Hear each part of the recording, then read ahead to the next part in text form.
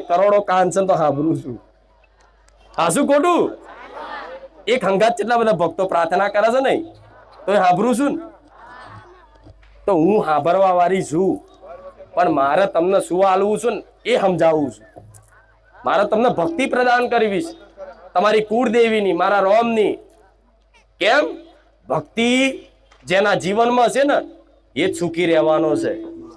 આ કળિયુગમાં ભક્તિ સિવાય કોઈ એવું વિચારતું હોય કે હું સુખી, તો આખો સંસાર ફરી વળો, દેશ દુનિયામાં ફરી આવો, અને જો કોઈ સુખી માણસ ભક્તિ વગર દેખાય તો આઈને મન મેળવીને જાહેરમાં આઈને કહેજો કે માં આને ભક્તિ નહીં કરી પણ આ સુખી છે.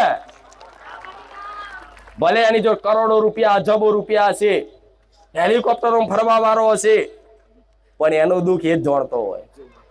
જેમ તમારું દુઃખ તમે જાણો છો,